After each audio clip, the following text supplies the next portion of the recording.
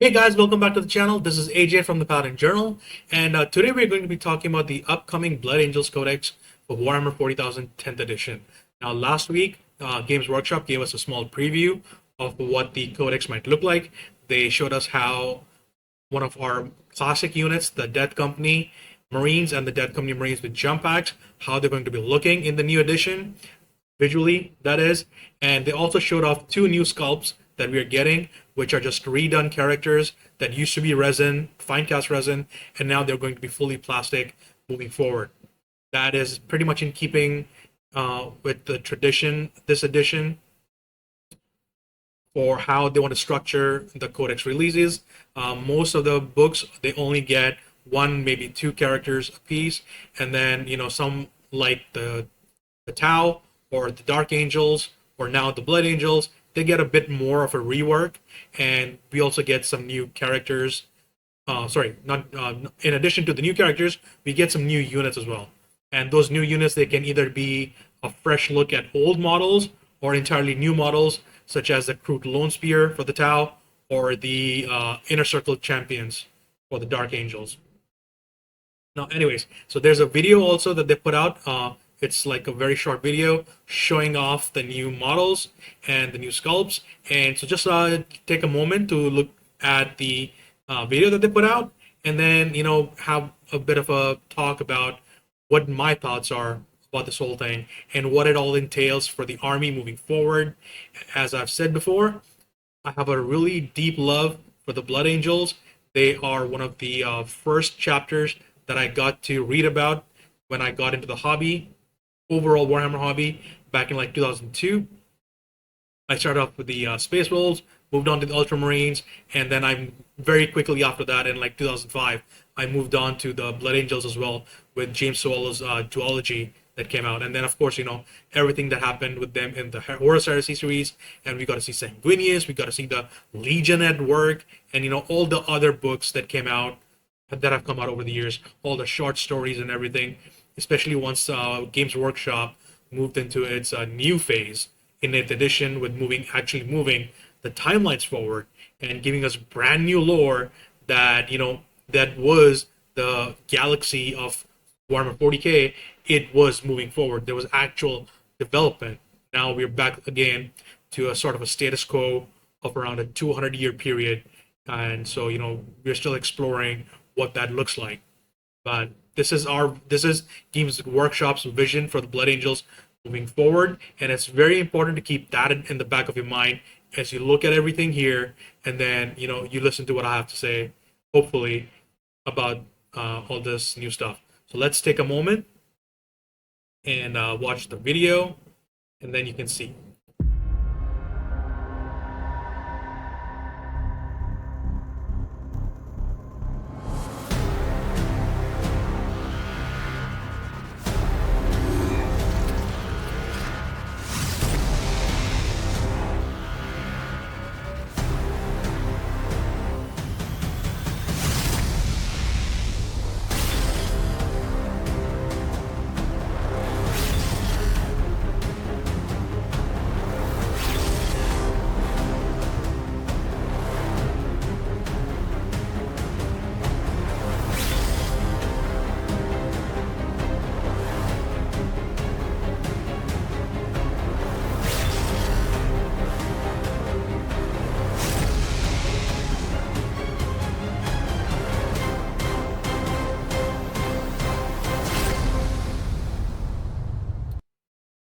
So that's the new stuff that we're getting.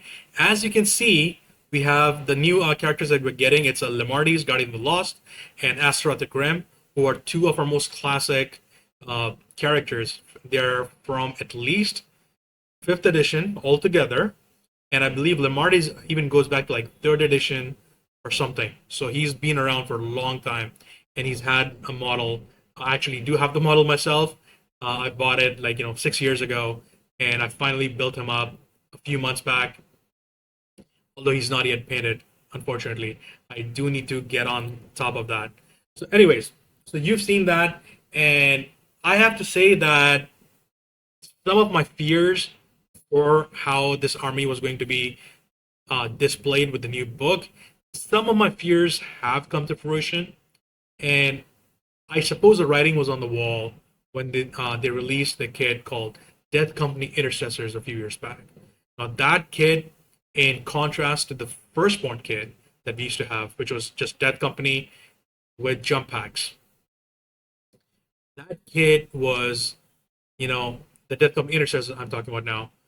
That kit was basically the Intercessors crew from the launch beta edition with just a small upgrade pack added to it.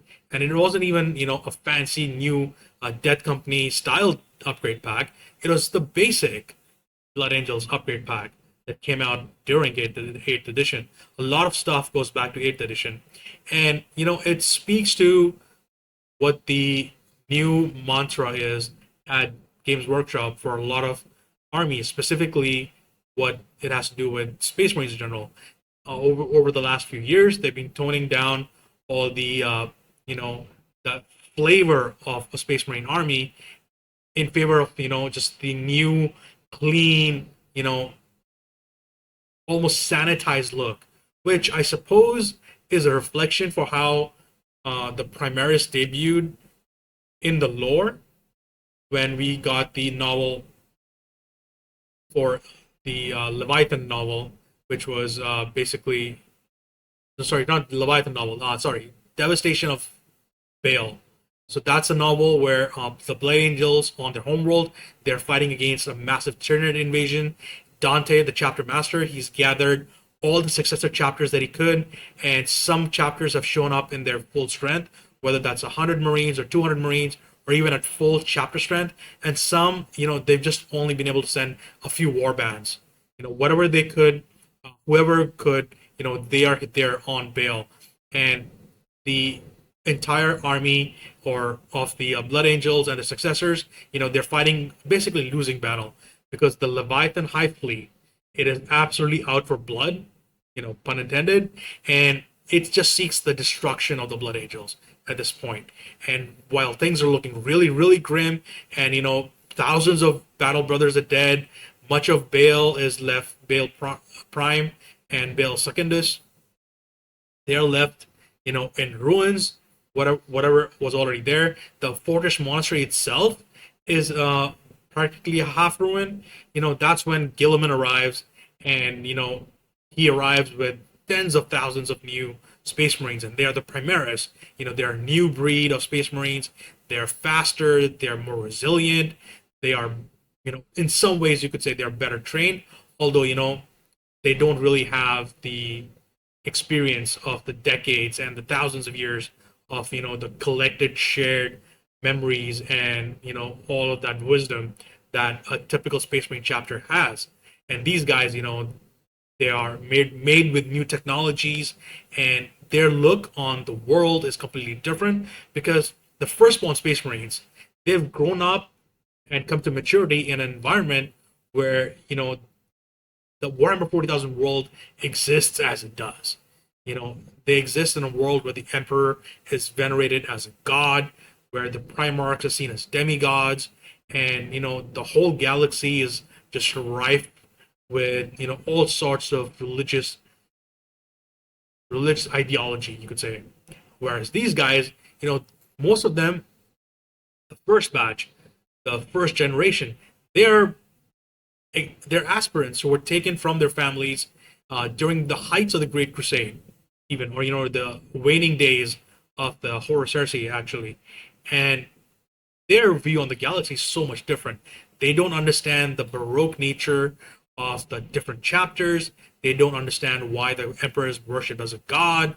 And, there's just so much more we could get into. So, the design aesthetics of the Space Marine range at large, it reflects that change, right? Because all the Primaris, they're very super specialized, each squad, each unit type, and their armor is very clean.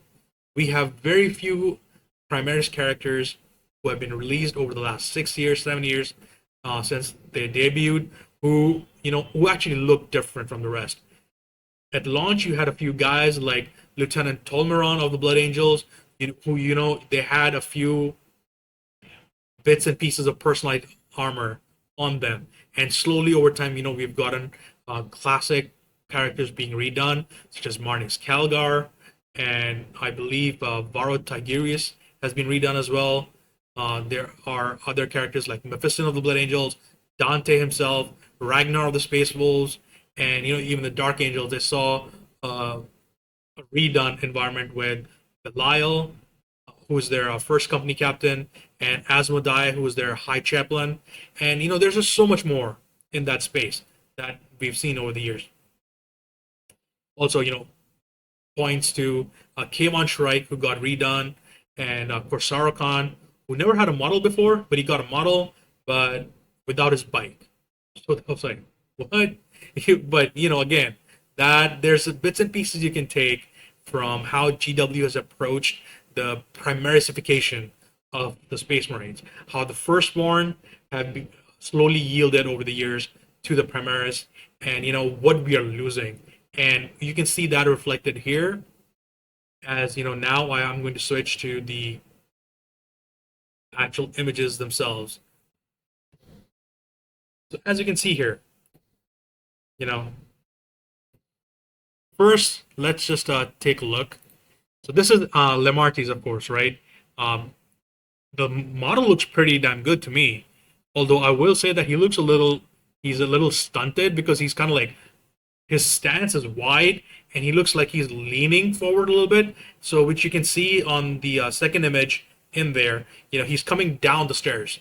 And I think that's kind of a bad, or not bad, that's not the best framing for this model. Instead of they had shown him like, he's ascending the stairs instead, or he's about to leap. That could have been a much better look for him. Although I will say that, he definitely looks to have one of the best tactical rocks of any Primaris character that we've seen so far. Probably, I would say Corsaro Khan, he has a really good one as well for himself. And because generally, especially for jump characters, they like to show the characters, or even, with the jump assault intercessors, those guys, they are leaping off very thin points of connection, and it looks really weird. So I'm glad they avoided that here. But then, him having to lean forwards, it makes the model look a little stunted, which I'm not, like I said, I'm not a fan of. But on the whole, it looks pretty decent.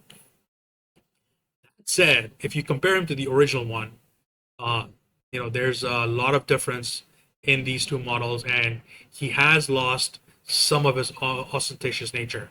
Because the old one, it's just completely, even more than this one, it's completely festooned with all the sorts of iconography and paraphernalia that a firstborn character used to have, that we've seen. But overall, I like the model. Yeah, it does look a little clean. They could have gone a bit further with the armor on him, and his jump pack. It's not. I wish they had really done much more with the jump pack. Just giving him like that arch on the top of the backpack and that crossed skull on the back there. I don't think it's enough. We should have seen blood drops everywhere. The winged blood drops, iconography of the angels. That should be everywhere on him. So I'm fine with it. I don't have strong feelings. It looks pretty decent, and I'm happy with him. So next, let's go to Astrad. Now him, um, I really like this one. The old one was also pretty sick, and I think this one is also pretty sick. And it kind of gets the point across. Astrad is not particularly a model you would look to for deep cut on the iconography, the paraphernalia. To use the same words again. But here he looks really good. I think he has a really cool pose. His wings are really nice, although I'm a little concerned that the connection points might be a little, a little soft there, mimicking how the Sanguinary Guard are in their current kits. But on the whole, I really like the model. He has really nice axe. The paint job is excellent, and I'm a fan of it. Although I would have done something more with the skulls on his shoulder pad there, that we can see, would have been better. And they don't quite give us a. Oh, yeah, they do. On the other hand, also he has a skull. So again, I just go back to having more wing blood drop iconography on the characters, which I'm kind of fine with, especially considering the role that this guy has, Astaroth, because he executes those brothers of the Death Company who are too lost to the rage. They've survived, unfortunately, depending on how you look at it, but they're too much given to the madness in their mind, and they cannot be controlled or used in any way. They are a danger to themselves and to everybody else around them. So he's the one that comes in and he executes those guys, and that's not a position he has only within the Blood Angels, but his duty extends to all the successor chapters as well. So the entire Brotherhood of Blood, he's the one who gets to execute them, and it's a dangerous sign whenever he's around. So that's that. From there, let's move on to the Death Company Dreadnought. So this is basically a Brutalis Dreadnought, which is just painted in Death Company colors and iconography, or just the freehand that they've done with the saltires and the skulls, and the little bit of the crossed skull thing on one of the armor panels, like right here. It's fine. I mean, this was kind of expected that they would go this route. I myself, as an owner of the Death Company Dreadnought, the first one kit, the Castroferum variant, I love those Dreadnoughts. There's nothing in Warhammer 40,000 that is more iconic than them, except for like Terminators. The Terminators and the Castroferum Dreadnoughts, they are the peak of what Warhammer 40,000 Space Marines are all about. Especially if you've played Dawn of War, the first game, and you see that cinematic where when the Blood Ravens, they're fighting the Orcs, and this one Dreadnought just comes in and lets rip all over the place. It's too iconic for me, and the Primaris Dreadnoughts, they just don't capture that.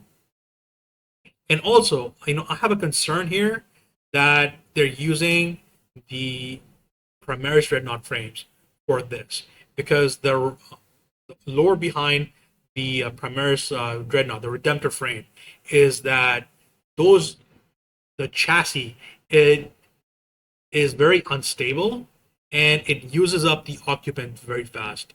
So whoever is interred within one of these dreadnoughts, they're going to burn out pretty fast. Their life is just going to get sucked away so fast. Which it's also kind of reflected in the rules where they do bigger explosions when they blow up compared to the Castroferum dreadnoughts or some other vehicles. And this one I'm just not a fan, because again, there's nothing unique about this. Anybody can paint a black dreadnought. It's not a big deal, whether it's a Redemptor or it's a Brutalis like here, or it's one of the other shooty one that exists, the ballistas. It's whatever. Just the slapping the color doesn't do anything to make it a Death Company Dreadnought, because the actual Death Company Dreadnought, it has Blood Angel specific iconography sculpted on it. You get all those pieces within that kit, and that one kit, it actually makes 3 different dreadnoughts. It makes a Furioso Dreadnought, which is just basically a kind of like a controllable berserker variant. It makes the Death Company Dreadnought, which is the actual the occupant has given it over to the Black Rage and is just seeing Horus everywhere, believing himself to be sanguineous, and just wants to lay into the enemy. And then it also builds a Librarian Dreadnought, which is pretty significant, considering that it's a dreadnought with a librarian interred within it. So special powers, special look, special weapons, everything, all of that. So this kit, or I'm not like, this isn't new. This is just a regular Brutalis Dreadnought that you can just buy off the shelves and just pin it up. It's whatever. I am very disappointed with this one, but not as disappointed as I am with these guys. So these guys are the new Death Company Marines, as we see in the video, and the new Death Company Marines with jump packs. They are going to be replacing the current kits that we have, which is just the firstborn ones.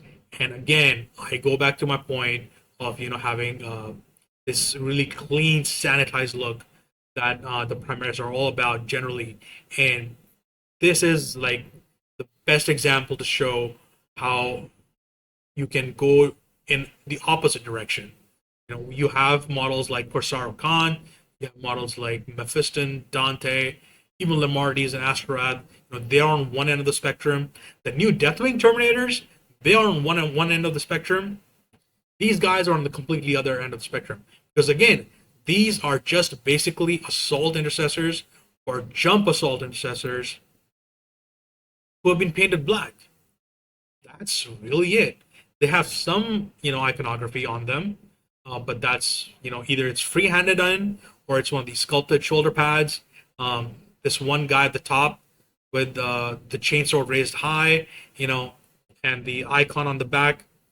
That's that's just a kid bash, really. Nothing special. None of these are special. Look over here. Again, nothing special. The one guy at the bottom with the bigger chainsword, he's holding a double-handed grip. So that's an actual model. You know, he's holding an actual weapon that is made specifically for Blood Angels, and that's good. But again, you just look at it. There's nothing special here. You compare that to the actual firstborn kid. They have sculpted arms, sculpted chest pieces, sculpted legs, sculpted jump packs. Everything about them. It screams Death Company. It screams Blood Angels. Nothing here does. This is just generic stuff, and it's even more disappointing given that the Dark Angels, when they got the refresh in January, they got new models. The old kid was retired. They got a new kid, and that new kid is actually, it's a legit new kid. It's not a basic box you can buy off the shelf mixed with an upgrade sprue, because that's what these guys are. These are just regular kits mixed with an upgrade sprue.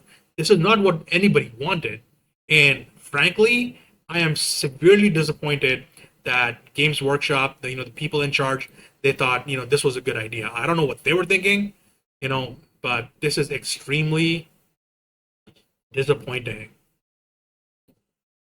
And again, if you thought it couldn't get any worse than this, it kind of actually does. Because they also showed, there's going to be a big box for the launch of the Codex. It's going to be Astrorad, it's going to be Lamarties, it's going to be 20 Death Company, 10 guys on foot, 10 with jump packs, and within that kit is also going to be this upgrade sprue. Now, on a first glance, this looks amazing, right? Because it has a Terminator chest piece that looks really good. It has an Inferno pistol. It has a Stormbolter with a sculpted Bloodwing. So much iconography. Really cool helmets and bare faces, unhelmeted faces, and the shoulder pads. They're really good.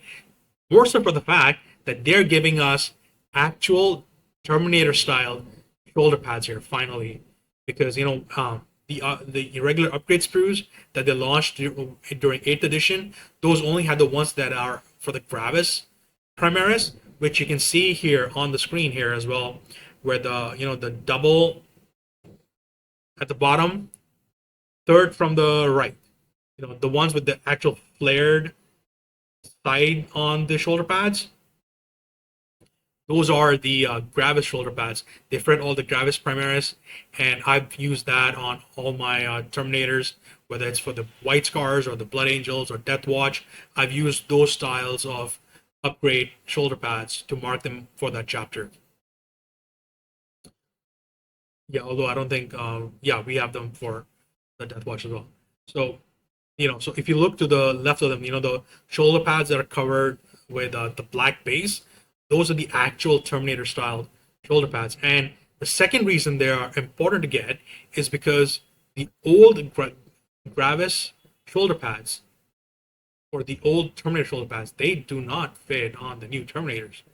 Although, actually, I'm not sure if the old Terminator ones don't, but I know for sure that the Gravis shoulder pads, they do not fit on those models, because the shoulder joint right here on those new models, it's bigger than the old ones, because they are slightly bigger scale than the old Terminators, and so the Gravis shoulder pads don't fit, and that is a whole another discussion on its own on why they made that choice, because it immediately invalidates so many people's, bits pieces that Games Workshop has marketed as being for those units.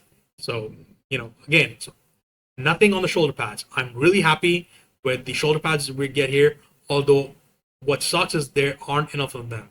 As you can see here, they're giving you 5 of the smaller ones for the regular power armor guys, and then a whole bunch for the Gravis, Primaris, and for the Terminators. But I'm very disappointed that this doesn't have more weapons. There's a chainsword, there's a power sword, there's a Terminator power sword, there's an eviscerator for a regular guy in power armor, and there's a Inferno pistol. That's it. That's really it, and that is super disappointing. They could have given us some really cool sculpts with power axes, power fists, thunder hammers, lightning claws. So much they could have given us, and instead, they've given us so much fluff. All these icons. I don't need that many icons. Actually, I don't. Like, yeah, it's neat they're giving us some vehicle icons, like in the box ones that says ×2. So that's going to be going on the the dreadnoughts and the vehicles that you have, because they're sized for that. They are molded like that. But the other ones, they just like either hang on a regular guy or they go on a backpack or something. And it's like, I could do without those. They could have put more room in. Even cut down on the number of the heads that we get. Cut down on that and just give us more weapons.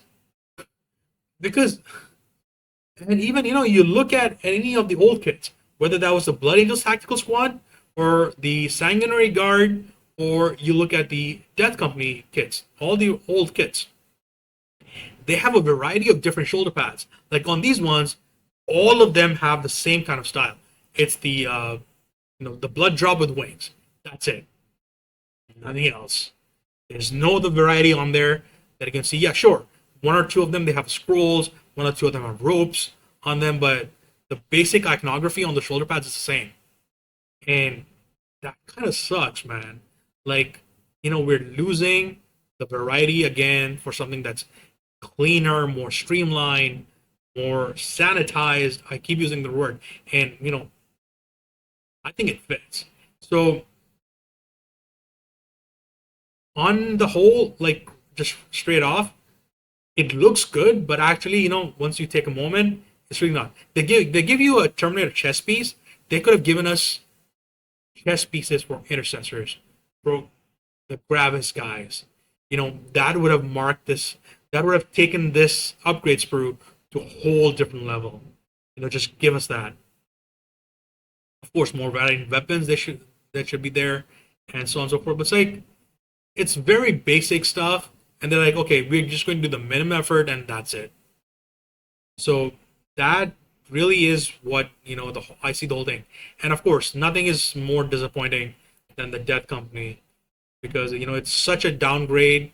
And after the fantastic examples they set with the Dark Angels, they set with the Crute for the Tau Army, this is what we are getting in a premium box that contains a premium codex, a limited edition codex. It's like, yeah, this is not what we wanted to see. This is really not what they should have done.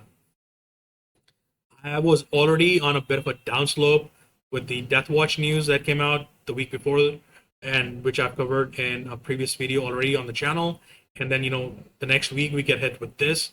For my Blood Angels, like 2 of my armies they just got hammered, man, from the flavor perspective, and it's not a good feeling at all. And of course, I mean, the White Scars, they're in the main codex, so it's already whatever. I don't have high hopes for them anyway, but for this, I really did. And it's just been such a bad couple of weeks on the news front for my favorite 2 armies. In the article, they do mention that they will have some more stuff for the red variety of Blood Angels and the gold even, which I'm not sure what that's about. Maybe if the rumors are true, they're going to give us a new sanguinary guard kit. But after seeing this, I'm not very hopeful for that either. Especially so for the fact that they just a few weeks ago they added sanguinary guard finally to the Horus Heresy list, army list for Blood Angels. And in the article that they showed off everything, the conversions they did were absolutely disappointing once again. So it's like, it's a 2-3 punch. 1, 2, 3, you know.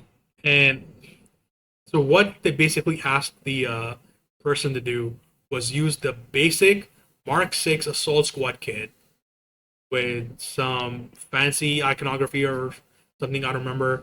And, it was just that painted gold, which was like, no, no actual effort was made to do a very thematic conversion.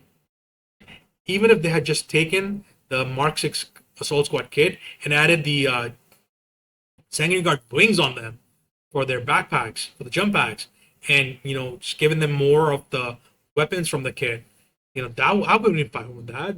That's good, you know. But they used a very basic looking squad to do one of the most thematic and ostentatious unit in the army. And like personally, it felt completely flat for me. I mean, I'm just going to use my 15 painted Sanguinary Guard in both 40K and in Horus Heresy. I don't care what the new models look like, for 40K. I'm just going to keep using the old ones. They are much better looking in every way that matters. All these sculpted details, that's where the money is with them. And, but these guys, the Death Company, like, no, absolutely no. So, anyways, that's me on the Blood Angels news. We are probably going to see a pre-order on those for like, at the end of this month maybe or early next month sometime. They haven't given us a new roadmap yet. So we'll see what happens. But yeah, I apologize for 2 videos in a row where I'm just talking about the negativity that I feel. But unfortunately, that's the news we've gotten, and that's the outlook that I have. So, I apologize, but this is my take on it. I'm sure if you trawl the internet, you can find a lot of people who are very excited about this. More strength to those people. You enjoy what you enjoy. It's up to you. Me personally, I was expecting this to be much better. It is not. GW has literally failed on the thematic view and on the thematic perspective, the flavor perspective. And, this is not what anybody really wanted. In the lore, the Primaris have now been around for 200 years. Gilliman's Indomitus Crusade, it took 200 years to complete and move on to the Plague War that he fought in the Ultramarines systems against Typhus and the Death Guard. You know, that is enough time for a merging between the first one and the Primaris. More ostentatious armor, more unique armor, more decorative armor, which is all the more important because the Blood Angels are literally the only legion during the Horus Heresy who invested in making art, whether that's sculptures or paintings or just being. They were the only legion that was like super creative, and they passed that down to all their successor chapters over the years, over the 10,000 years since the heresy, and there's absolutely no reason why that cannot be passed on to the Primaris. Like, yeah, we've gotten some really good sculpts with Mephiston, with Dante, with Astorath, with Lamartis, but it is not enough. GW should have done more because what are we really doing if we're taking all this thematic stuff away from the game, all this flavor away from the game?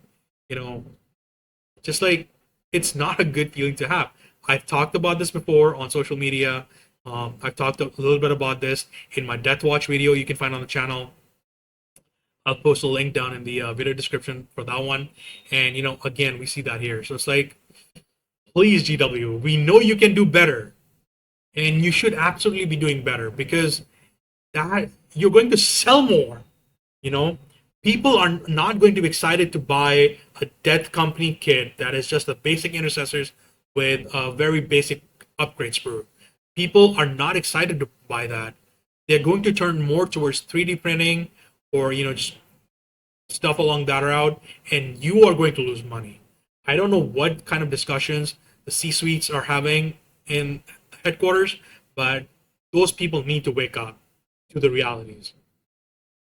You are a market leader. You are a dominant market leader. You're a dominant industry leader, and you should absolutely be doing better. You have the money for it.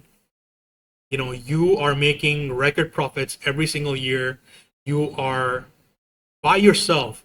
You're bigger than the entire UK fishing industry. That's crazy. And just 2 months ago, or not even a full 2 months ago, GW has put in place a new pricing policy that has seen prices rise by anywhere from 3% to 10%, depending on where you live. So it's like the hobby is getting more expensive, and a lot of the unique flavor is getting watered down. So it's no wonder people are going to 3D printing. Now it's not on a scale that is threatening, I would say, because again, like I said, GW keeps making more money every year. Their revenue is growing, their profits are growing, but there is going to be a point where that is not the case, and I fear that might be the wrong time, entirely the wrong time to course correct because that'll be too late. So GW, please, you can course correct right now. Fine, you've given us this, but just make plans to do better for the future armies that are coming. You've already redone the Ultramarines and the basic chapters. You've redone the Black Templars.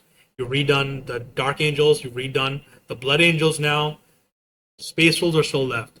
Please do better with the Space Wolves because, like I said, my very first Warhammer 40,000 novel, that was Grey Hunter by William King. It was my first intro ever to Warhammer. I absolutely love Ragnar as a character. I love the Space Wolves as a chapter, as Legion, and if they suffer the same fate, that is going to be very soul crushing. I don't have an army for Space Wolves, but I deeply, deeply love their lore. I love everything about them, and this. I really hope that they don't suffer the same fate. Please, GW, please do better. Anyways, that's it for me, guys, with the video. Please keep watch on all the social media. Please like the video, subscribe to the channel, and I'll see you guys next time for another video. Hopefully a positive one. I will try to do that one. Something focused on what I love about the overall Warhammer hobby, and please look out for that in the next few days. So cheers. See you again soon. Bye for now.